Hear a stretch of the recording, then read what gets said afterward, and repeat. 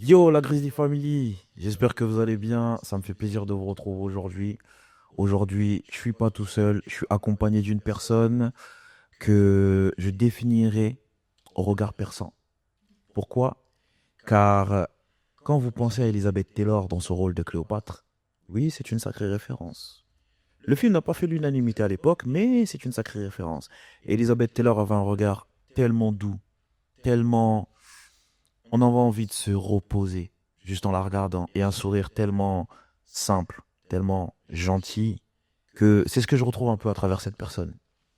Et il faut savoir que la première fois où elle et moi on s'est vus, je lui ai dit on va se revoir, tu verras. Elle a rigolé, elle est partie. Et effectivement, on s'est revus quelques temps après. J'avais une jambe en moins, mais c'était pas mal. Aujourd'hui, je suis vraiment content de recevoir la dame que l'on nomme Step by Step, alias Stéphanie. Salut, Ça va? ça va et toi? Ça va très bien, ça va très bien. Pas mal l'intro? Franchement, je fais cette intro là tous les jours de ma vie. Bah écoute, je te ferai un vocal tous les jours. Voilà, c'est bon. Vas-y, ah, tu Ouais, vois. carré, En plus, soit des vocaux là que je comprends rien du tout à chaque fois. c'est pas grave, c'est pas grave. Le plus important, c'est qu'au final, moi, je comprends. C'est mieux. Je crois que c'est ça. Tu les fais pour toi tes vocaux. Ouais, c'est un peu ça, c'est un peu ça. Ok, bah écoute, je suis très content de te recevoir, Steph. Je suis Ça très fait contente vraiment d'être là plaisir. aussi. On va pouvoir parler de toi un petit peu. T'es une personne multicasquette, Ouais. actrice, sportive, tu écris, tu fais du stand-up, tu fais quoi d'autre? Il y a quoi tu répares des voitures aussi des fois, tu montes des meubles, Ah non. tu fais des trucs. Monter des meubles, oui. Ouais. Réparer des voitures. Oh, je serais pas surpris un jour. Je suis en train de réparer ma voiture là. Après, il y a moyen, si genre un jour ça me vient l'idée de vouloir le faire, Je vois juste comme ça. grave me mettre. Sur un- Ouais, juste sur un coup de tête grave. Ouais. Grave. J'ai oublié aussi aventurière. Ah ouais? Oublié aussi. Ouais.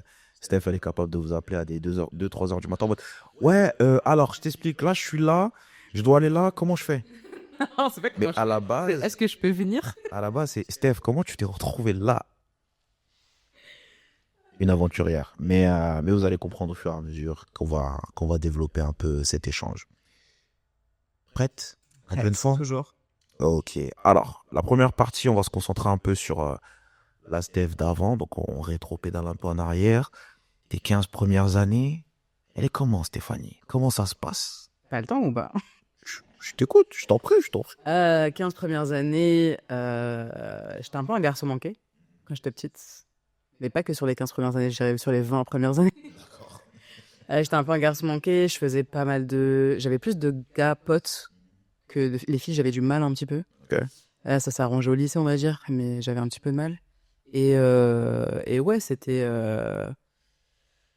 Comment je me décrirais? Je sais pas, je pense que j'étais très curieuse, je faisais beaucoup de choses, j'avais envie de faire beaucoup de choses. Et à chaque fois, j'avais pas forcément le droit de faire ce que j'avais envie de faire, donc j'étais obligée de me rebeller pour faire ce que j'avais envie de faire, t'as vu? D'où le fait que je sois aussi très têtue, je pense, ça vient de là un petit peu. Un petit peu. Un petit peu, légèrement. Mais ouais, non, sinon, j'ai toujours été genre hyper active, à faire plein de trucs, à aller partir dans tous les sens. J'avoue, je me canalisais pas du tout à l'époque. Vraiment, Tu penses que ça change aujourd'hui? un peu quand même. Un peu? Non, si, je me suis un petit peu canalisée quand même. Si, si, si. Franchement, je pense que tu m'aurais rencontré quand j'étais au lycée, je t'aurais fatigué. Je te laisse, tu m'aurais même pas parlé. T'aurais fait, vas-y, elle, j'ai pas le temps. Ah, tu m'étonnes. Ok. Et du coup, plutôt sportif, plutôt littéraire, plutôt cérébral, un mix des deux, Tout ça, ouais. tout ça? Tout ça, à la fois, j'aimais beaucoup lire. Mhm. Je crois que je passais. En fait, comme j'avais pas forcément. Tu sais, je suis l'aîné de ma famille. Ouais. Donc, en fait, quand t'es l'aîné, t'as énormément de pression. Et moi, j'avais pas le droit de. J'ai pas forcément le droit d'aller chez mes potes, de sortir, nanana. Donc, en fait, ma sortie, c'était la La bibliothèque, en fait. bibliothèque, ouais. Donc, je passais tout mon temps à la bibliothèque. J'ai lu, là, les livres. Je sais même plus ce que j'ai lu tellement que j'ai lu des trucs. Et après, bah, ça m'a. De toute façon, j'ai fait des études littéraires, je pense, à cause de ça aussi, parce que j'aime beaucoup lire. Donc, j'étais beaucoup dans le. J'aime beaucoup parler, j'aime beaucoup écrire. Donc, quand t'aimes bien t'exprimer, en général, tu fais Ouais, des c'est études littéraires, quoi, tu vois. Et, et après, ouais, très sportif, j'ai toujours fait du sport. Je crois que j'ai fait tellement de trucs. J'ai fait du basket, j'ai fait du hand, j'ai fait du cheval, j'ai fait de la natation. J'ai fait quoi d'autre? J'ai fait des arts... Là, je fais des arts martiaux maintenant. Et je faisais de la musique aussi. Donc, je faisais de la guitare, j'ai fait du violon. Ouais, j'ai fait tout ce que je pouvais faire, je pense. Franchement, j'ai touché à tout ce que je pouvais parce que dès que j'avais l'opportunité, je la prenais en fait. Eh ben, écoute, c'est ce qui te résume bien plutôt aujourd'hui, hein. Et je Mm. pense que bon, c'est pas fini parce qu'il y a encore plein de choses que tu fais encore aujourd'hui. Et un esprit très créatif, du coup. Esprit Très, très créatif. très créatif. Bah, en fait, j'ai jamais voulu faire un job pas créatif. Ok. C'est-à-dire, la première chose que j'avais envie de faire, je crois que j'avais 3-4 ans, je voulais être danseuse étoile même. Toi, Bé, t'as été danseuse aussi. En fait, j'ai eu une phase danse, mais j'ai pas pu aller dans le monde professionnel de la danse parce que j'avais jamais pris de cours de danse. C'est-à-dire que moi, j'ai appris la danse orientale avec ma mère et ma grand-mère, tu vois. Après, j'ai grandi avec les films hip-hop street qu'on connaît. Donc, c'est comme ça que j'ai appris. J'ai commencé à faire des battles avec mes potes à l'école, au collège, lycée, tout ça. J'ai monté des comédies musicales avec des potes et tout ça au lycée. Et en fait, je me suis retrouvée très très vite sur le devant de la scène. J'aime beaucoup la scène, j'aime beaucoup le public, j'aime beaucoup les spotlights. Mais c'est pas pour dire ouais genre c'est de la fame, tu vois. C'est pas parce que j'aime bien être genre le centre de l'attention, c'est juste parce que j'aime trop donner en fait. J'aime trop la réaction des gens. J'aime trop Ouais. provoquer des réactions chez les gens. Et du coup c'est ce kiff-là et depuis que je suis toute petite. Donc au début je voulais être danseuse, après je voulais être chorégraphe. Pendant très longtemps je voulais être chorégraphe. J'ai eu une phase photographe. Après je suis revenue sur l'acting. Mais en même temps, c'était plus de la comédie musicale. Après, j'ai fait non, en fait, peut-être les films, tu vois. Voilà, c'est venu comme ça, c'est venu comme ça. Ok. Du coup, High School Musical t'a inspiré ou Pas du tout. pas du tout? Pas du tout. On sait jamais, hein. Non, non, non. Non, en vrai, j'ai rien contre High School Musical, j'aime bien, tu vois, c'est pas, voilà, je regarde tranquille, mais je suis pas en mode, waouh, je suis pas en mode, ah, c'est trop ma vibe, non, pas du tout. Moi, je suis plus street dancers, je suis plus hip-hop, tu vois, les trucs comme ça. Je suis plus dans un mood hip-hop street que dans un mood, est-ce que je sais plus. Musical. Mais j'adore les comédies musicales. Ça peut paraître un peu paradoxal, je sais pas, mais en tout cas, j'aime bien les comédies musicales parce que j'aime bien le fait que tu puisses tout faire dans une comédie musicale. Tu joues, tu danses, tu dois avoir un cardio énervé Ouais. et du coup, tu chantes aussi. Alors moi, je suis pas une très très bonne. Enfin, j'ai une bonne voix, mais je suis pas. J'ai une voix plus grave que la plupart des. On va dire que t'es timide. Non, je suis pas timide. Ah non, je suis pas timide. Non, mais j'ai vraiment une voix beaucoup plus grave et c'est vrai que quand tu veux un rôle principal dans une comédie musicale, en général, faut être soprano, faut monter dans des tours et tout. Je suis pas Marie Carré, donc tu vois. D'ailleurs, it's time. It's time. Oui. Ça y est, on est rentré dans la période, là. Faut écouter son son, là. Ah bah ouais. Chaque année, chaque année. Eh, c'est bon.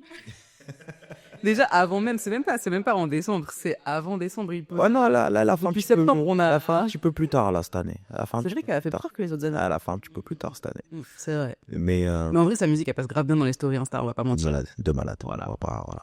Ça a été un crack. Et à la base, elle n'aimait pas cette musique. Elle ne voulait pas faire cet album. C'est vrai? Oui, à Je la sais. base.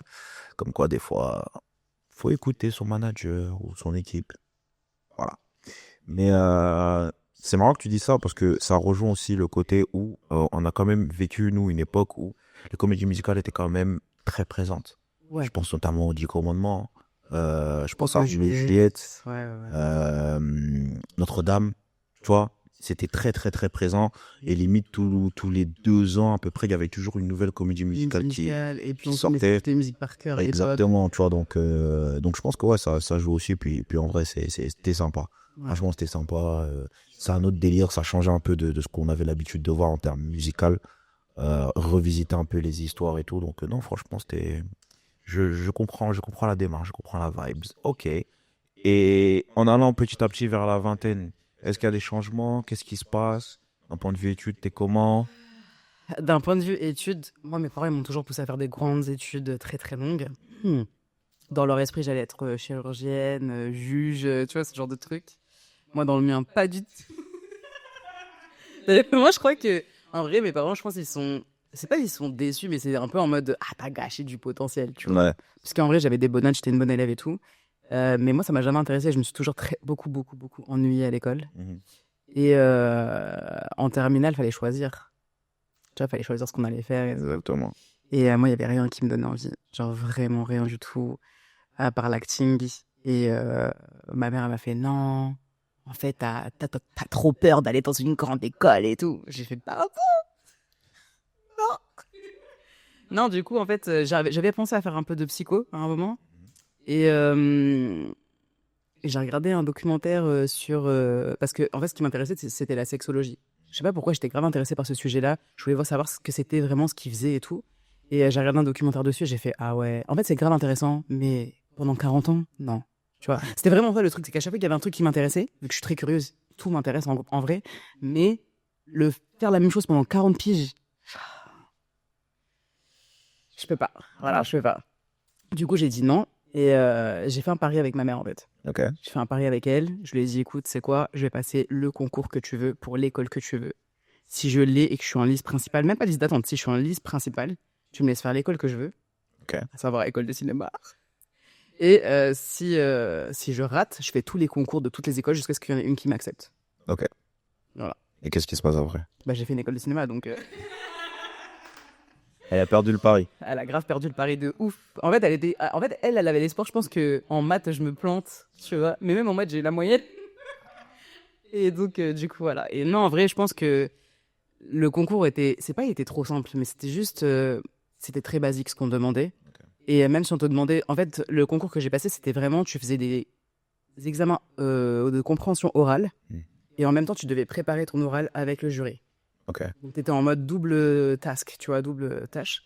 Et moi, j'ai préparé 2 sujets sur 3. Le troisième, j'avais regardé un documentaire la veille qui parlait de ça, donc j'ai fait, allez, c'est bon, je gère. Et j'y suis vraiment allé au culot. Et le directeur de l'école, il était là.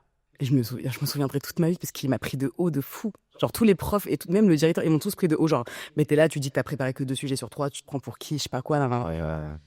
Et moi, j'avais fait les portes ouvertes de cette école et j'avais vu à quel point il y avait énormément de compétition entre les élèves, que tu sais, il y a une meuf qui me faisait visiter et dès qu'elle a su que je parlais 4 langues, elle était là en mode tu parles 4 langues. Tu vois, genre en mode c'est bien pour toi, mais genre tu vas me faire de l'ombre. Et là, je fais waouh, c'est tellement pas mon mindset que déjà je me voyais pas dans cette école, mais j'ai fait le concours pour faire plaisir à ma daronne et en fait, pendant l'entretien, le gars, il arrêtait pas d'essayer de me poser des questions pièges, il y arrivait pas. En fait, à un moment, il m'a pris sur les langues, justement.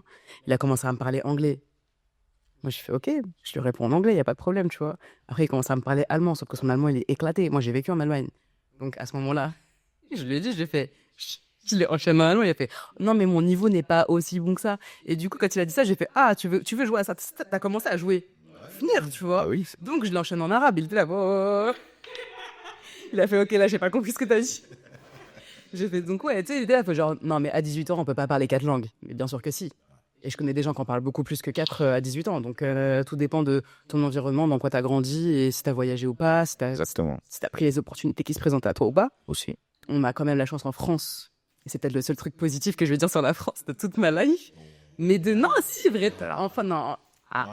Tous les deux, on n'est pas d'accord. Oui, il y en a, Mais voilà, c'est vrai qu'on a beaucoup d'opportunités de partir voyager à l'étranger. On a beaucoup d'échanges entre les écoles. Exactement. Donc, en vrai, si tu prends pas l'opportunité de partir, forcément, tu t'ouvres à rien, t'évolues pas, tu vois. C'est vrai. C'est vrai. Mais non, bien joué. Mais du coup, la maman, ça va. Aujourd'hui, elle vit bien le pari perdu ou de temps en temps, ça ressort comme Je crois que si tu lui demandes, elle va nier fort. Elle va dire non, moi, j'ai juste voulu suivre les envies de mon enfant à trop âge. J'ai respecté la volonté de ma fille. Non, mais disons que pour elle, c'est toujours un truc. C'est difficile parce que nos parents, je pense, ils viennent de pays où ils ont grandi dans un truc où faut travailler pour faire de l'argent, et le fait de pas avoir de CDI. Ouais, pour eux, c'est inconcevable. Tu vois, parce qu'ils veulent que tu aies une sécurité, tu vois. C'est ça. Ça part pas d'une mauvaise intention, mais aujourd'hui, enfin, le football a changé, comme dirait Kylian. Et en vrai, c'est vrai, le monde a changé. Tu vois, aujourd'hui, tu as des personnes qui ont commencé en tant que, je sais pas, mécano, qui ont travaillé dans le domaine de la vente, qui aujourd'hui travaillent dans les médias. Enfin, il y a tout est aléatoire. Tu vois, c'est pas forcément linéaire comme à l'époque. À l'époque, c'était totalement différent. Mais aujourd'hui, ça a changé et on peut avoir tellement d'opportunités dans plein de domaines différents. On peut peut-être toucher à tellement de choses. Pourquoi se priver, tu vois? Et je pense que t'avais peut-être 2 ou 3, allez, même, allez, on va pousser jusqu'à 10. Peut-être bonne dizaine d'années d'avance là-dessus. Parce que tu touchais un peu à tout quand t'étais plus jeune, que t'étais curieuse, et ta curiosité t'a mené à aller là. Et quand t'arrives à 18 ans, tu parles et tu maîtrises 4 langues, c'est une sacrée richesse. Bah, je crois que c'est même pas juste le fait de parler les langues, c'est aussi d'avoir voyagé. Tu vois, à chaque fois qu'on m'a dit, tu veux partir là? Oui. Tu veux faire ça? Oui. Et en fait, plus tu dis oui, plus il y a de portes qui s'ouvrent, plus tu t'enrichis. Exactement. Et plus après, tu sais que t'as pas envie de faire qu'une seule chose. Je pense que c'est impossible au bout d'un moment quand t'as tellement d'ouverture que tu peux pas dire, ah, je vais faire un truc, c'est bon, ça va m'aller toute ma Ah, vie. c'est ça. C'est ça. Rentrer dans une seule case toute sa vie, Mm. c'est compliqué. Mais pour les parents, c'est dur, tu vois. Oui, Je comprends que ce soit dur pour eux parce que j'avoue, il y a des mois où je galère, tu vois. Mm. Forcément, tu galères et t'es là, tu fais, ah, ce mois-ci, il faut que je paye mes factures quand même. Et du coup, ouais, les parents, ils sont là en mode, ouais, mais tu vas pas à un taf tous les jours, de 9 à 17, t'as pas un salaire tous les mois, tu vois, t'as pas le même. Tu sais pas ce que tu vas avoir à la fin du mois. Mm. Non, c'est vrai, mais après, c'est, comment dire, l'autre côté, tu as des personnes qui travaillent de 9 à 17, mais qui sont pas forcément heureux. C'est compliqué. Énergie basse. Et de l'autre côté, tu as des personnes qui vivent leur vie, qui sont portées par leurs ambitions, par leurs rêves, par leurs désirs. Et qui, en fait, à chaque fin du mois, ils sont heureux, ça va, même s'il y a des moments, c'est dur, c'est compliqué. Et puis, il y a toujours des solutions, en fait, qui se présentent, qu'ils trouvent et qui se présentent à eux. Donc, c'est un état d'esprit. Tu vois, hier, j'ai enregistré un épisode où je parlais justement du lâcher prise. Je pense que ça rentre un peu dans ce cadre-là, dans le sens où quand tu lâches prise, tu fais au mieux. Et tu verras, s'il y a une porte qui s'ouvre, c'est que tu dois aller dans cette direction. Si une porte s'ouvre pas, c'est que tu dois pas aller dans cette direction. Enfin, tu sais, les choses se font naturellement. Tu vois, ça se fait vraiment naturellement. Et puis, tu vis ta vie, quoi, et c'est cool, hein. Et tu vois, tous les matins, t'es là, tu te réveilles, t'es content, t'es heureux, tu te dis, putain, je fais ce que j'aime, j'écris, ok, là, j'ai telle idée de machin, je vais faire telle vidéo, ah, j'ai une idée de court-métrage, ah, là, je dois aller en Grande-Bretagne parce qu'on m'a appelé pour un rôle. Enfin, tu vis ta vie, quoi. Et puis un jour, tu vas te poser, tu vas te dire, en fait, faut que je vous raconte un peu ma vie, là. J'ai fait ça, ça, ça, ça, ça. Oh, je vais vous dire, mais à quel moment? Ne vous inquiétez pas, les gars. Fallait être là.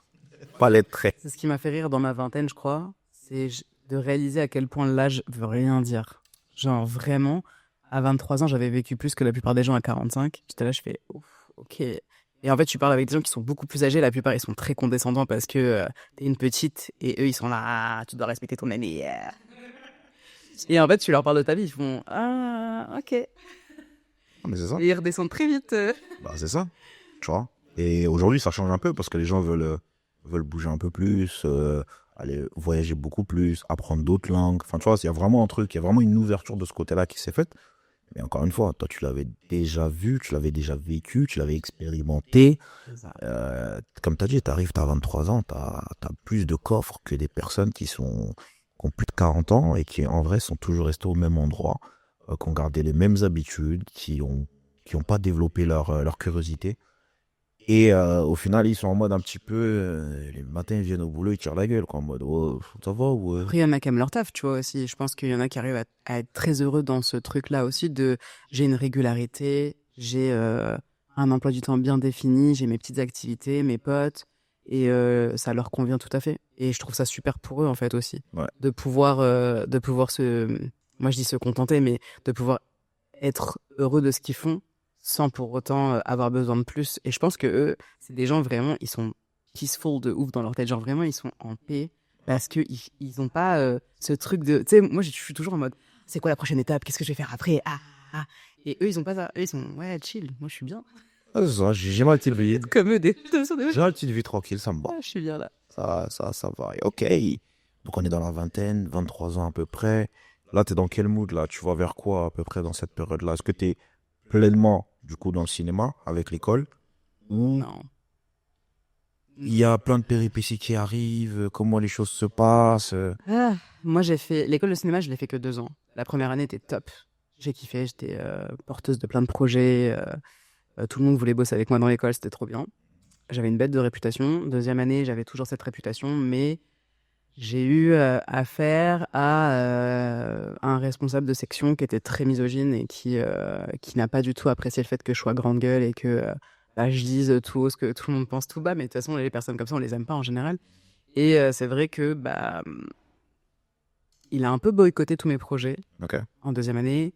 Il a fait croire au réalisateur de l'école que j'avais signé avec une grosse agence, que je tournais tout le temps. Alors que moi, j'étais tous les jours à l'école, en fait. T'étais pas au courant. J'étais pas du tout au courant que j'étais devenue une superstar.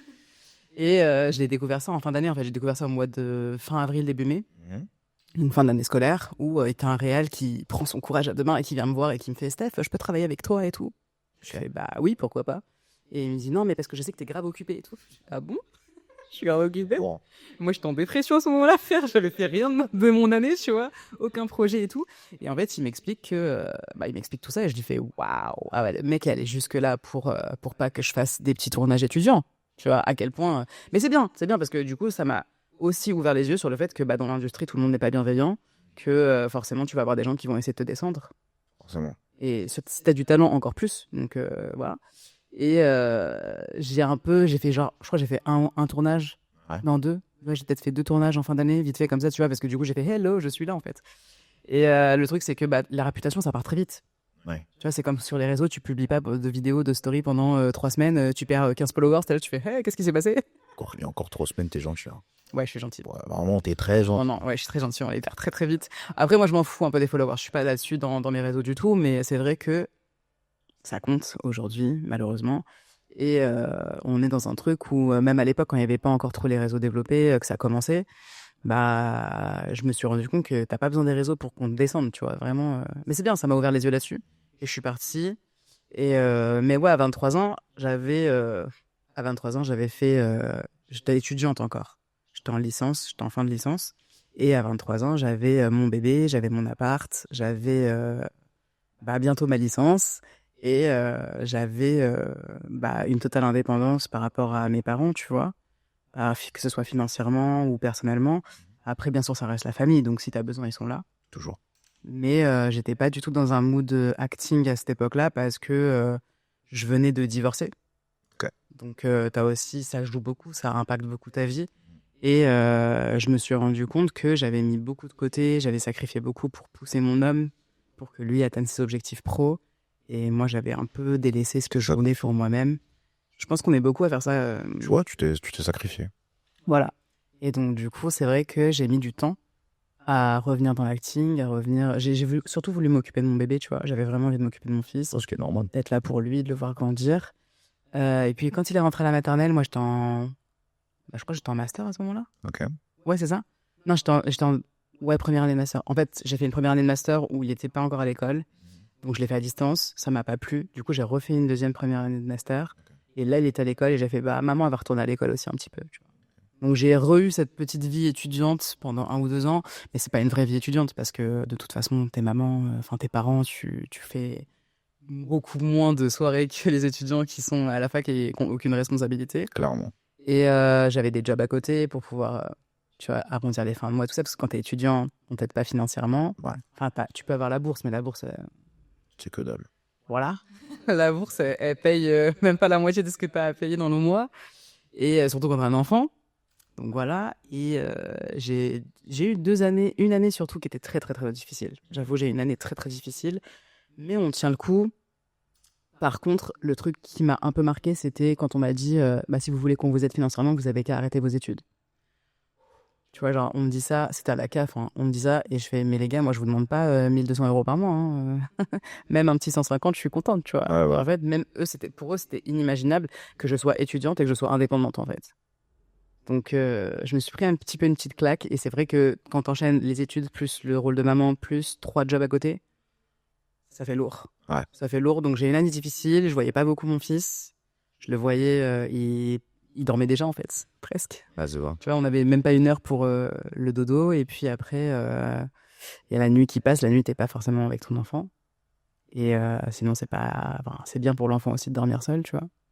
Et le matin, tu te lèves, t'es en rush parce qu'il faut le préparer, parce que tu dois partir. Ah, c'est ça, Voilà. T'es en mode pilote automatique, quoi. C'est ça. Jusqu'à la fin du master, ça c'est un petit peu... Et en fait, un peu avant la fin du master, j'ai un de mes meilleurs potes qui m'a dit, qui lui commençait à percer dans le métier, qui est acteur aussi. Et il me fait, non mais Steph, en fait, tu peux pas ne pas être actrice si moi je suis acteur. Parce que en fait, je suis allée dans l'école de cinéma, tu m'as donné genre la force de m'inscrire dans une école de cinéma. Donc c'est pas genre maintenant moi je perce pas, tu perces pas, tu vois. Ouais. Et du coup, c'est vrai qu'il m'a redonné beaucoup de force pour retourner là-dedans, pour retourner dans l'acting, pour reprendre un petit peu les vidéos, les castings, trouver un agent et tout. Et c'est cool. Franchement, ça m'a fait... En fait, dès que j'ai repris la scène, j'étais trop bien. J'ai fait, ah ouais, j'aurais pas dû arrêter, en fait. Ouais, ça t'a manqué. Ouais, ça m'a fait manquer de fou. Après, des fois, c'est des petites pauses qui sont nécessaires. Tu sais, tu pars un peu, tu laisses un peu ce que t'aimes, tu vis un peu la vie, on va dire, normale, entre guillemets. Et puis, vraiment, tu te dis, non, je veux pas d'une vie normale, en fait. C'est là que je dois être, c'est là que j'ai envie d'être. Mais en vrai, c'est bien, hein.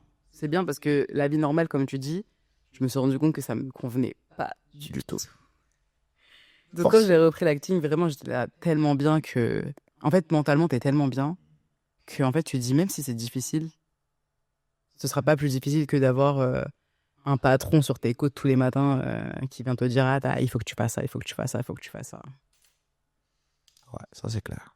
Voilà. Mais bon, ok. Et du coup, tu te remets dans l'acting, tu recommences, du coup, les castings, etc. Mm. Qu'est-ce que tu fais à cette période-là? Parce que je sais que t'as fait des trucs aussi en Allemagne. T'as fait des En trucs. acting, non, j'ai pas fait en Allemagne. Alors, Ok, l'Allemagne, j'y ai vécu quand j'étais au lycée. d'accord. J'ai fait 6 mois, pendant que j'étais en seconde, j'ai fait 6 mois là-bas. Et j'y ai vécu ma dernière année de licence, Ok, où vraiment j'ai fait un Erasmus classique. Mais je suis partie à Berlin les 2 fois. Donc j'ai vécu à Berlin pendant en tout 1 an et demi, quoi. Mais c'était trop bien.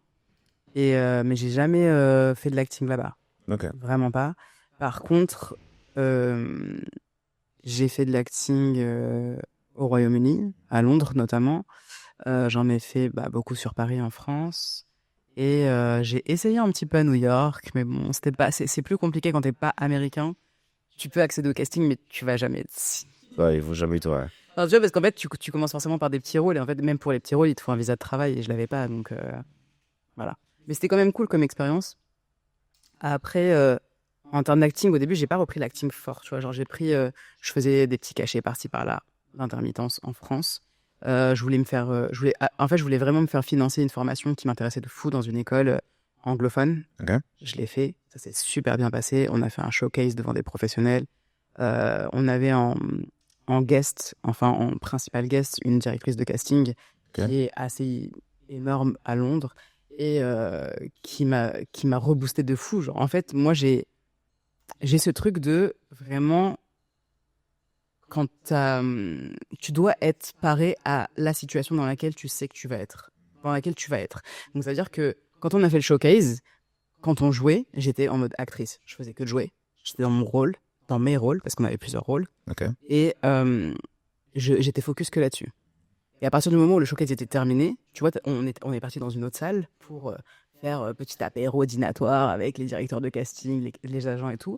Et en fait, moi, j'ai pris un temps de pause pour moi. C'est-à-dire que j'ai fait, oh, j'ai besoin de décompresser de ça. J'ai pris un petit quart d'heure où je me suis remaquillée, je me suis habillée différemment, je suis sortie de mon rôle d'actrice et je suis arrivée en mode businesswoman. Parce que, en fait, ce qu'il faut comprendre, c'est que dans l'acting, t'es pas juste un acteur, t'es aussi un businessman, t'es obligé de faire du business. C'est un Tu business. dois te vendre, t'es ton propre commercial, quoi. Voilà, il y a plein d'artistes qui n'aiment pas cet aspect business, mais en fait, il fait partie du job. Mm. Donc si tu sais pas le gérer, ça va être compliqué pour toi d'avoir une grosse carrière, je pense. Enfin, c'est plus compliqué de te faire connaître et t'es obligé de créer du lien avec les gens.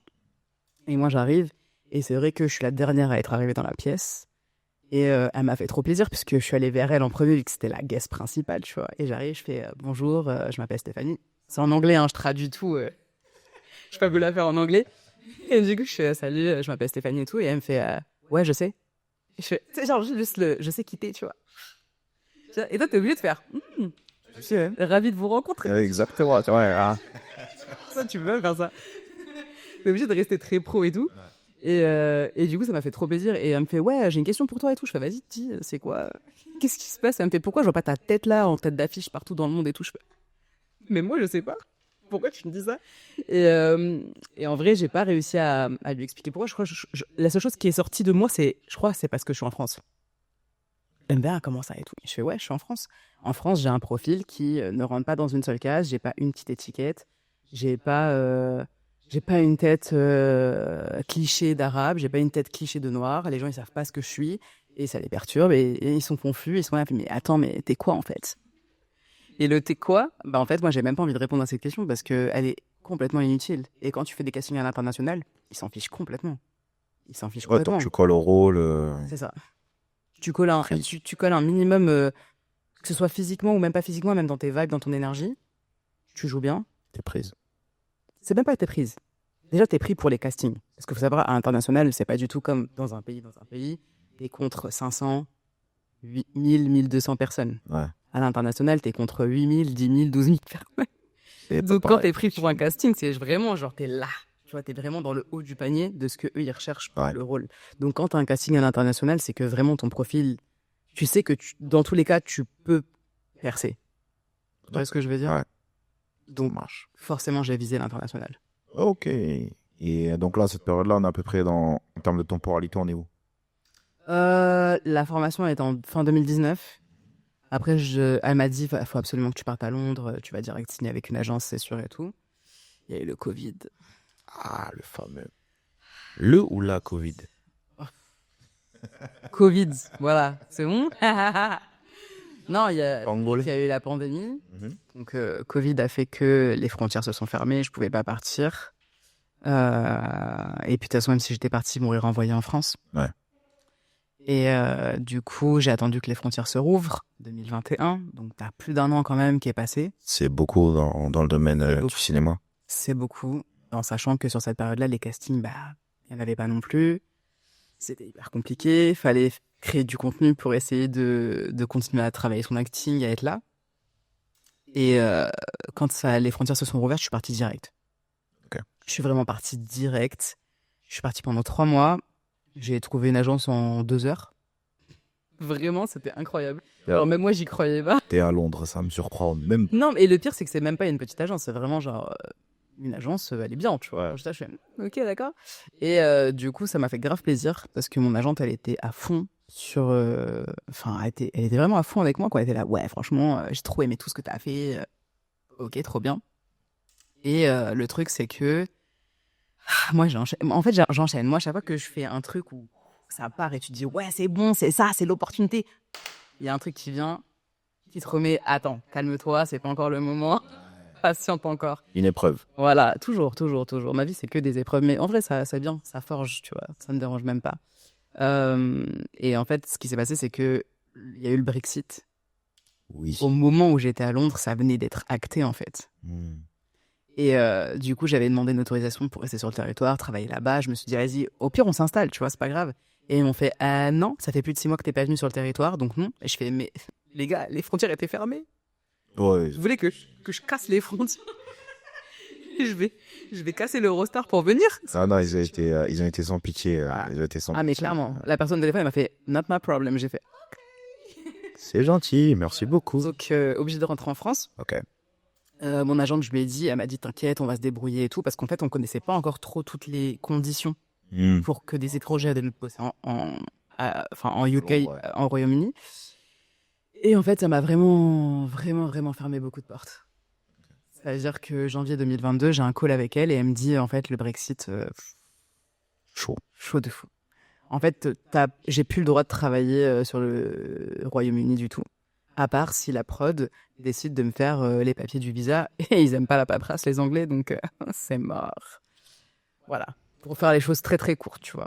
Et en fait, elle avait vraiment le seum parce que pour le coup, là-bas, il y a une industrie du théâtre et de la comédie musicale Oui. particulièrement développée. Totalement. J'avais carrément le profil pour plusieurs projets, dont un gros projet au Théâtre National de Londres, qui était intéressé par mon profil. Et elle m'a dit, mais en fait, dès qu'ils ont appris que t'étais en France et qu'il fallait faire les papiers, Zodjina. ouais. Ah là là, fallait jouer au foot. Hein. Fallait jouer au foot. T'aurais signé à Mais je suis même pas Arsenal un homme. ou à Tottenham? De quoi tu parles? Mais- Le football féminin, il y a rien, frère. Ah, ah, détrompe-toi.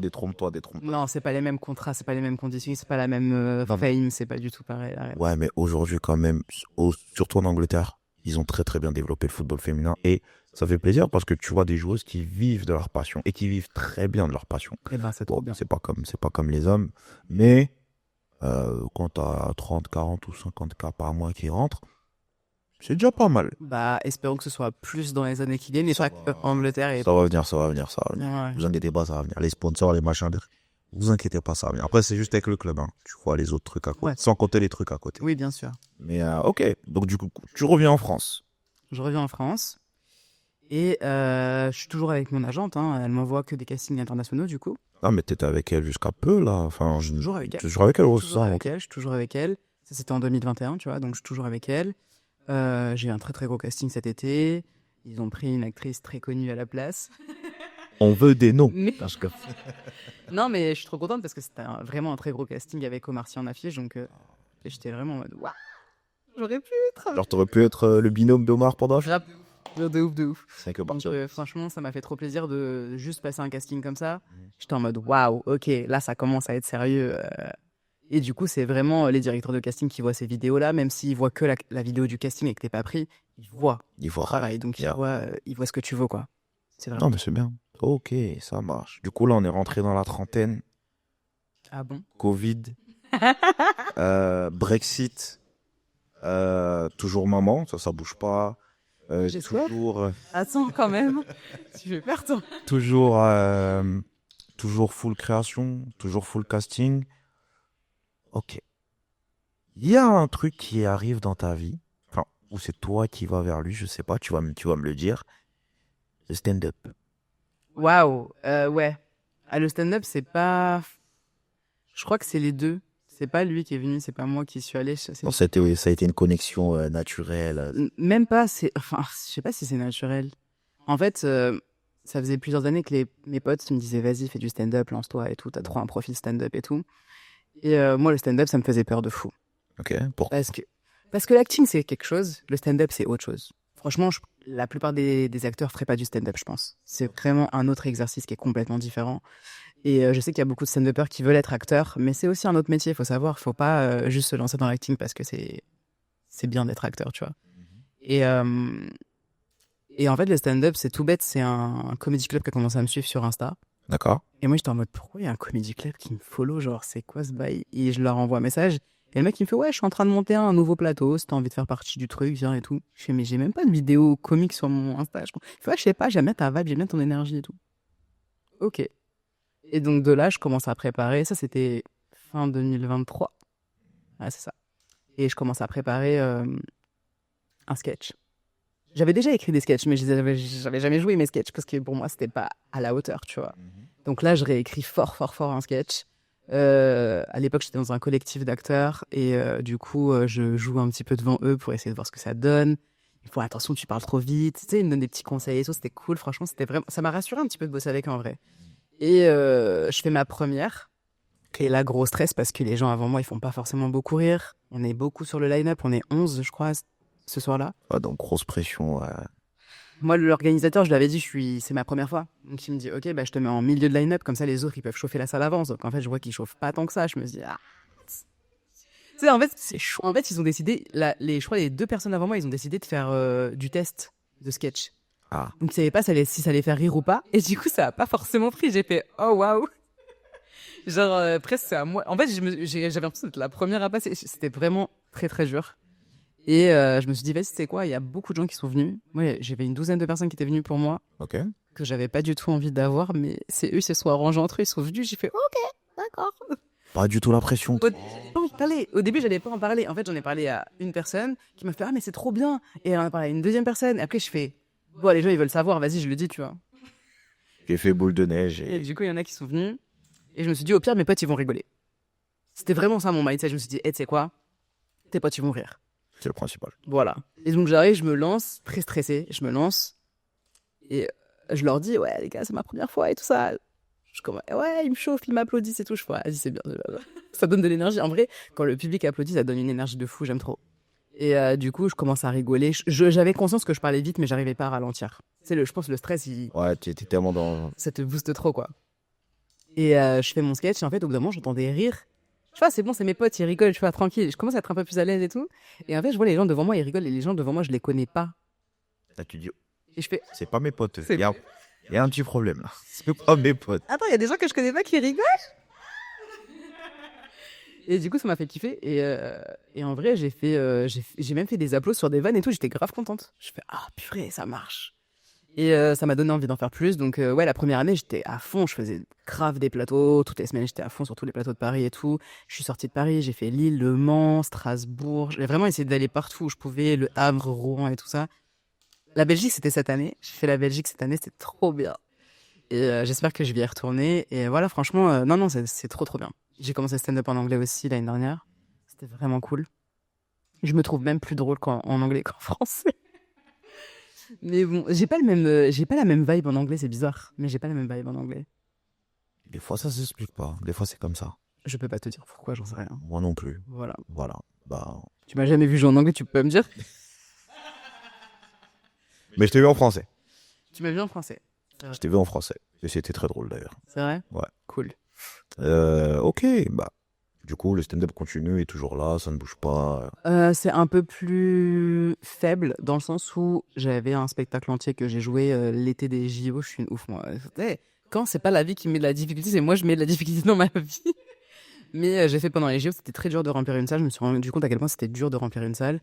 Et j'en ai parlé un petit peu avec les stand-uppers autour de moi. Il y en a qui m'ont dit, mais attends, Steph, j'ai genre 20 fois plus de followers que toi. Et même moi, je galère à remplir ma salle. Et je fais, ah ok, Tout est normal. on va se calmer.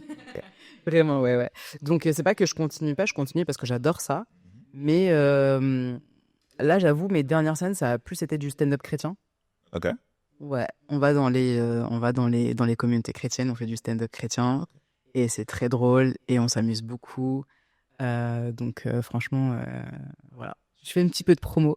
Ramen Comedy Club. Non, vraiment, c'est trop bien.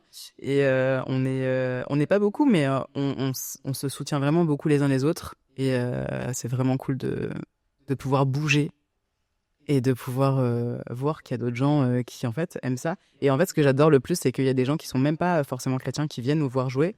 Et ils sont là, ils font « Ah, mais en fait, les chrétiens, vous avez de l'autodérision, c'est cool !» Et on fait « Bah ouais, t'as cru quoi ?» Ouais. Parce qu'ils sont tellement dans un truc où Ah, c'est une secte, tu vois, alors que pas du tout. Et Ouais. Après, dans l'imaginaire collectif de beaucoup de gens, tu sais, que ce soit les chrétiens, les juifs ou même les musulmans, tu sais, quand les gens pratiquent leur religion, genre vraiment tous les jours et tout le monde vient dire non, personne trop rigide, trop comme ci, trop comme ça. Elle rigole jamais, visage fermé, alors que MDR, les meilleures soirées que j'ai passées, c'est avec les personnes de ces trois communautés et j'ai jamais autant rigolé de ma vie. Mais je pense que tu peux rigoler avec tout le monde en vrai. Ah oui, non, large, Franchement, large. On a aussi des problèmes, on a aussi des tentations, on fait aussi des erreurs. Ouais, des êtres humains. On est humain comme tout le monde en fait. Exact. C'est pas parce qu'on a une religion qu'on est au-dessus des autres. Exact. Donc, voilà. Exactement. Mais il faut un petit peu enlever tout ça, tu vois. Mm. On essaye, justement. Après, on est tout le temps dans le respect de notre religion quand même, peu importe la personne qui est en face de nous. Mais on leur montre que bah c'est pas parce qu'on se lève tous les dimanches pour aller à l'église qu'on est rigide mentalement, tu vois. Non, clairement. Là, pour eux, c'est vraiment ah ouais, non, mais tu te lèves tous les matins, tous les dimanches matins, et c'est mon seul jour de repos. Lève bien tous les matins pour aller au travail. C'est ça. Bah oui, mais pour eux, c'est leur jour où non, on fait rien. Tu ne fais pas rien. Tu vas nourrir ton âme, ton esprit, ton cœur C'est ça. pour pouvoir justement enchaîner une semaine pleine de surprises, pleine de belles choses, d'épreuves. Hein. Il y a quelque chose d'intéressant et d'important, je trouve. D'ailleurs, c'est marrant parce que vendredi, c'est la mosquée, samedi, c'est la synagogue et dimanche, du coup, c'est l'église. Tu fais des trois? Ouais.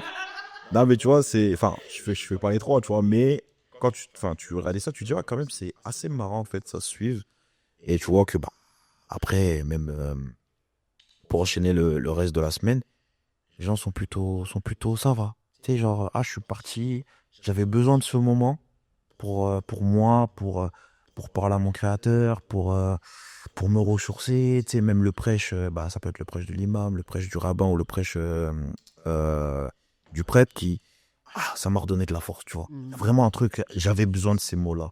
Même le fait de voir des frères et sœurs, ils vont se dire, ça m'a fait du bien, tu vois. Mais on a ça dans la vie de tous les jours, on peut appeler ça autrement, mais quand c'est dans ce contexte-là, il y a plus de force de frappe, on va dire ça comme ça, et tu dis, wow, tu sais pas l'expliquer. Il y a 10 minutes, t'étais dans le down, en mode, je suis blasé de la life.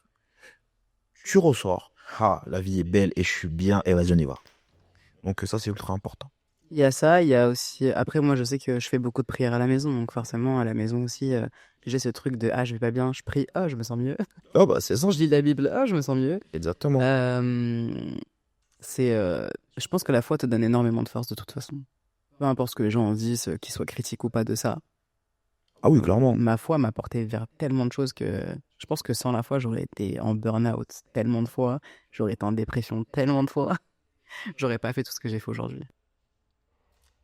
C'est ça. Et tu vois, enfin, de manière générale, la foi, c'est croire en quelque chose qui n'existe pas. Ou de manière palpable, du moins. Et tu vois, quand tu te lances dans un rêve, au début, il n'est pas palpable, tu le vois pas. Mais toi, tu sais qu'il est là. Donc, tu vas bosser, travailler, aller dans ce sens-là. Et la foi, c'est ça aussi, tu vois. Tu sais qu'il est là. Bah, je vais travailler, je vais aller dans ce sens. Parce que tu sais, à un moment donné, t'as pas besoin tu sais. Comme à ce moment-là, t'as eu cette idée, tu sais, toi, tu sais. Moi, tu pourras me l'expliquer, je pourrais te dire, ouais, d'accord, mais toi, tu sais. Et quand tu le matérialises, et que tu me le montres, et je te dis, ah, c'était ça. Ok, j'ai compris. Mm. Tu vois, donc il n'y a pas de hasard, comme dirait Paul Éluard, il n'y a que des rendez-vous. Voilà. Donc, ok, non, c'est cool. Du coup, le stand-up continue. Ouais, légèrement, il suit son cours tranquillement. Il y a des prochaines dates ou... Officiellement, non. Parce que pour l'instant, je fais des petits plateaux, je m'amuse et tout ça. Le spectacle, il est en réécriture depuis un petit moment. J'ai d'autres projets à côté qui font que ça me prend du temps. Donc, forcément, le stand-up passe un petit peu au second plan. Mais voilà, non, il y a eu la... Bah, tu sais toi-même que j'ai produit mon premier court-métrage l'année dernière. Donc, c'est vrai que ça a pris beaucoup de temps, d'argent, d'énergie. Et ça en prend encore parce il y a encore pas mal de choses qui arrivent. Donc voilà, je suis toujours en recherche de nouveaux projets, donc à chaque fois, je fais plein de choses en même temps. Je peux pas faire juste un truc. On te connaît. On sait que ça va dans tous les sens. Je l'ai dit, hein. Ça ne s'arrête jamais. Ça ne s'arrête jamais. Et dans tout ça, Stéphanie, la femme, comment elle est? Comment ça va? Comment tu gères tout ça? Bah écoute, ça va. Je pense que c'est beaucoup de... Comment dire? C'est beaucoup de remise en question. C'est beaucoup de... Ok, je dois planifier, beaucoup d'organisation. Et c'est beaucoup de... Mais après, je fais quoi? Mais moi, je suis toujours comme ça. Je suis toujours dans le après, je fais quoi? Parce que ce qui est en train de se faire maintenant, ça, c'est en train de se faire. Donc, faut réfléchir à ce qui vient après, tu vois. T'es dans l'anticipation à chaque fois? Toujours. Toujours. Ok.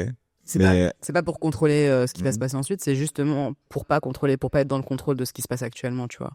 Vu que j'aime pas être dans le contrôle, parce que je trouve que tu t'aliènes beaucoup quand t'es dans le contrôle, le fait de pas essayer de contrôler ce qui se passe tout de suite et de te projeter, ça te permet de aussi être dans le truc de il y a plusieurs voies devant moi, il y a plusieurs chemins, il y a plusieurs routes, et laquelle me donne envie. Où est-ce que j'ai envie d'aller? Qu'est-ce que j'ai envie de choisir? Voilà. C'est ta manière de lâcher prise. Ouais, un petit peu, je pense. Ok, bah c'est bien, c'est intéressant. C'est intéressant. Et le sport. C'est-à-dire que tu étais une grande sportive. Et je sais que tu l'es toujours. J'adore le sport.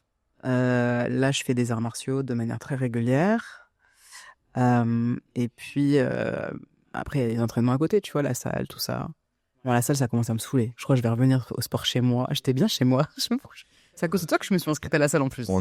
Tu t'étais déjà inscrite avant, déjà, je tiens à préciser. Non, il y a longtemps. Mais Mais ça faisait un moment que j'étais pas allée à la salle parce que je m'entraînais chez moi. J'avais ma pause chez moi. on a des phases comme ça.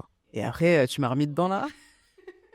Mais non, ouais. Mais en fait, la salle, c'est juste que il faut avoir du temps, je pense, pour aller à la salle. Moi, j'ai pas le temps. Quand mon fils est pas là, je travaille. Donc quand il est là, j'ai envie d'être avec lui. Et comme il est trop jeune pour aller à la salle, bah. Tu m'entraînes à la maison. Je m'entraîne à la maison. Il y a toujours des solutions. Voilà. Toujours des solutions. Donc là, je reviens à la maison, là. Doucement, je reviens à la maison. Ok. Mais t'as pas envie de faire un peu d'escalade ou... Ah, non, pas moi. Ouais, je pense que l'escalade, j'ai pas le corps qui pour le faire. Ouf. Franchement, quand tu vois les gens en escalade, ils sont tout forts. Ils sont... Oh. T'as déjà bousculé les codes à plusieurs reprises. Ouais, après... Une fois de plus en vrai. Non, il y a un truc qui me donne envie, mais ce serait plus de commencer les sports d'hiver. J'aimerais bien essayer le ski, tu vois. Ok. Ça, c'est un truc qui me donne envie. Ok. Bah écoute, c'est bientôt là. On va essayer, hein. On se met dans la bonne période là. Ouais. Oui, on est dans la période. Ah donc ça y est. Hein. Peut-être, on va voir, on va voir. Ouais, non, le ski c'est marrant. Ouais, je vais bien tomber, hein. Bah écoute, j'ai déjà fait et ouais, les premières fois tu te gamelles comme pas possible. Ah ouais. Tu te dis, en fait, Tu te dis, c'est simple, mais le temps de capter la mécanique, le machin, tu dis, ah ouais, non, c'est waouh. Ah ouais? Ouais. Je sais pas, hein. T'as fait du roller avant ou pas? Oui. C'est pareil. Mais c'est pas pareil. Ah ouais? C'est pas Ok. pareil. Ok. C'est pas pareil. Parce que j'ai fait pas mal de roller quand j'étais petite et après j'ai fait il y a quelques années j'ai fait du patin. Tu sais le truc où Ouais. je fais du patin. Le patin déjà c'était différent. Je fais ah c'est pas pareil. C'est pas pareil. Ça avance pas pareil. C'est bon. Et le ski c'est encore autre chose. Mais ouais ça m'intéresse. Ah non, ok, ça marche. Y'a pas de snowboard ou des trucs comme ça? Attends déjà chez eux. C'est dans la vie. Ah, le mec, il va direct. Snowboard, c'est trop stylé, tu vois. En vrai je trouve ça grave stylé de ouf. Franchement c'est à grave. mort. Tu vois, les jeux d'hiver, là, je me cale. Je regarde pas le ski, ça m'intéresse pas, mais snowboard, je me cale, je regarde tout. Ah ouais? Ah, j'aime trop. Moi c'est même pas des sports que je regarde. C'est juste je suis très curieuse de voir si ce que ça fait comme sensation. C'est ça qui me donne envie d'en faire. Ah, mais c'est bien, c'est ce qu'il faut. Ouais. C'est ce qu'il faut. Ça marche. Et quelle est la suite, là, alors? Qu'est-ce qui arrive dans les prochains mois? Qu'est-ce qui se passe? Comment tu finis cette année, déjà? Comment je finis cette année? Montage. Je suis en période montage là. Je fais que des montages pour faire de la création de contenu en fait. Donc je fais ce que j'aime pas. Ça. Vraiment la partie montage, c'est vraiment la partie que j'aime pas du tout. Mais elle est nécessaire. Et en vrai, bah là ouais, je vais finir l'année sur du montage. Comme ça, on va pouvoir commencer à publier des petites vidéos et tout. Et il y a plusieurs concepts qui arrivent. Il y a une mini-série qui est en préparation. Ok. Voilà. Qui va être comique. Ok. Qui s'appelle Mes pires dates. Donc ça va être du véridique. Ça va envoyer. Ça va être du... Ça va envoyer. Bon, les mecs vont en prendre pour leur grade, on va pas se mentir. En même temps, je suis jamais allé en date avec une meuf, donc je peux pas savoir, c'est pas ma vibe, tu vois. Ouais. Mais voilà, je vais... En vrai, tout ce qui s'est passé, tout ce qui va être filmé, tout ce qui va être dans les épisodes, c'est vraiment des choses qui se sont passées, des choses qui ont été dites. J'aime pas mentir, que ce soit en stand-up ou dans mes séries, j'aime pas mentir. Donc je vais mettre des trucs vrais, mais on va dire que j'ai le recul nécessaire pour le tourner un petit peu à la dérision pour en rigoler. Ok. On va en rigoler, mais il y a des choses qui seront vraies dedans et qui sont pas des sujets de rire. Mais du coup, c'est aussi ça, je pense, l'humour, ça sert à ça. C'est tu prends des sujets très sérieux et tu les allèges un peu pour pouvoir en parler. C'est ça. Ouais. Ok. Mais du coup, ce sera que des histoires en lien avec toi ou éventuellement d'amis, de trucs et tu... Saison 1, c'est que mes dates à moi. Ok. Il n'y a pas beaucoup d'épisodes parce que j'ai pas fait beaucoup de dates dans ma vie, on va pas se mentir. Mais c'est que... Non. Non, il y a des... Après, j'ai aussi pas envie de mentir sur les langues. Donc, par exemple, il y a 2 épisodes qui seront en anglais. Parce que c'était des dates avec des gars en anglais, tu vois. Ça veut dire, voilà. Et mais sinon, ouais, j'espère que je vais réussir à monter ça. Parce que franchement, ça me fera vraiment, vraiment kiffer de le faire. Je pense que même les acteurs et la team qui vont faire ça avec nous, je pense qu'on va vraiment se marrer, on va vraiment rigoler de ce qui s'est passé. J'ai déjà recruté des acteurs et j'avoue, quand je leur ai expliqué les différents épisodes, parce que je voulais qu'ils choisissent eux-mêmes un petit peu leur personnage. Tu vois, moi, je les vois dans certaines choses, eux, ils sont dans d'autres. Ouais. Si on se voit sur le même, c'est trop cool. Si on voit pas dans le même, on essaie de négocier un petit peu ce qu'ils font. Mais je voulais que chacun prenne du plaisir à jouer le personnage qu'ils auraient à jouer.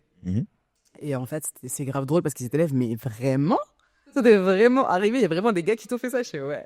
Et en fait, c'est trop bien parce que même les gars avec qui je parle, ils font ah, purée, les meufs, vous avez du courage d'aller en date avec des gars comme ça.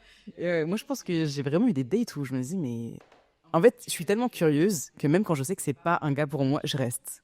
Je suis en mode, ouais, jusqu'où il va pousser le vice, le frère, tu vois, genre jusqu'où il va aller, et est-ce que je vais pouvoir raconter ça à mes potes après?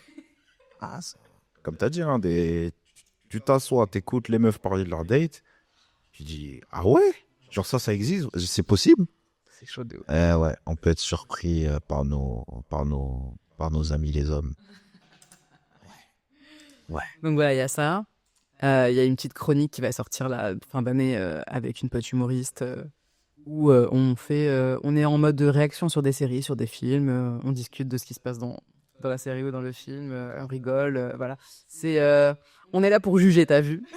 Ok. Mais en bienveillance, on n'est pas méchante. C'est pour rire aussi, mais c'est aussi pour parler de sujets qui sont un peu plus sérieux des fois. Ça dépend ce qu'on regarde. Et je prépare aussi un podcast. All right. Voilà. Ok. Bah écoute, 2026, alors ça annonce très, très, très, très chargé. Déjà. Ouais. C'est bien. Et tu vas aller aux States ou pas pour la Coupe du Monde? Tu vas supporter l'Égypte ou pas? Toujours. Très bien. On se reverra là-bas. On va supporter les RDC. Qui nous ont battus l'année dernière, enfin, à la dernière CAN, là. Ouais. Mais t'imagines d'un RDC Égypte en Coupe du Monde? Franchement, je kifferais. Ah, ça serait En finale, incroyable. je veux dire. Franchement, moi je prends. Tous les jours avec une victoire de la RDC, bien sûr. Tous les jours. Mais tu sais que à la dernière CAN, quand le Congo a gagné, j'ai reçu. En fait, je crois que j'ai énormément de potes congolais, tu vois. Mais t'avais pas réalisé que t'avais autant de potes congolais. Je crois que c'est ça. Je t'assure que j'ai reçu des messages et des stories. On m'a visé personnellement. Non, je crois que je suis la seule égyptienne qui connaisse. Tu vas prendre pour tout le monde. Aujourd'hui, tu vas prendre pour tout le monde. J'ai pris pour toute l'Égypte. J'ai pris pour toute l'Égypte. Ça, regarde, je pleure de rire tellement que vraiment, je t'assure, j'ai reçu des messages. Quand ils ont gagné, les gars, ils étaient là, ils font on vous a ruiné. Je recevais des vidéos comme ça. Ils me les envoyaient personnellement. Je fais mais frère, pourquoi tu m'as créé? J'ai rien fait. Moi, j'ai même pas joué le match. Je fais si un jour l'Égypte rebat le Congo. Oh là là. Ah, les gars, vous allez prendre ta. Oh là là, tout le monde là, tous les Congolais. Je vais ressortir le répertoire, je vais faire allez viens. Les gars, vous allez prendre tarif. Vous allez grave, vous allez prendre cher. Non, mais vraiment. Tant mieux. Mais j'aime bien parce que c'est toujours drôle, c'est toujours en bienveillance. On n'est jamais dans un truc. On n'est pas opposés en vrai. Ouais, non, mais en vrai, c'est des bons délires, c'est marrant. Puis quand tu regardes le match avec la personne en direct, genre toi, t'es d'une équipe et la personne d'une autre équipe. Petite anecdote, à l'époque, il y avait un oncle à moi qui supportait une équipe, un autre oncle à moi qui supportait une autre équipe. Et quand l'une des deux équipes a marqué, il y a l'un des oncles, il a plongé par terre. Il a commencé à nager pour célébrer le but, tu vois. Tu vois dans quel mood on est? Non, mais bon. Ah non, et t'avais l'autre oncle. En fait, dans sa tête, il s'est dit, c'est ridicule. Mais parce que c'est son équipe qui vient de marquer, j'ai trop la rage contre lui. On connaît. Et tu vois, on était là au milieu en mode, ah ouais, ok. Bon, le prochain but, qu'est-ce qu'il va faire? Mais tu peux rien dire, un peu ça le pire. Tu peux rien dire. C'est ça, Tu regardes, tu fais. tu patientes, tu te dis, bon, faut qu'il marque. Faut qu'on marque. Vengez-moi là. Vengez. Ah, faut qu'on marque. Mais non, mais c'est bien. Et puis, ça serait mérité quand même pour la carrière du pharaon Mohamed Salah, qui mérite quand même un titre avec l'Égypte. Histoire de boucler la boucle. Et après, il prendra sa retraite tranquille. Ouais, ça, il fait ce qu'il veut, mais. Non, mais voilà. Je le dis. C'est son manager en fait. Non, mais on parle quand même sans doute, certainement, d'un des, si ce n'est le meilleur joueur africain de l'histoire. Le débat est ouvert. Merci de le reconnaître. Le débat est ouvert. Ah, pas avec moi, hein. Moi je vais pas te débattre, moi je suis d'accord avec toi. Le débat est ouvert. Je suis d'accord avec toi, donc je valide à 100%. Ouais. Le débat est ouvert. Ok, on se rapproche petit à petit de la fin.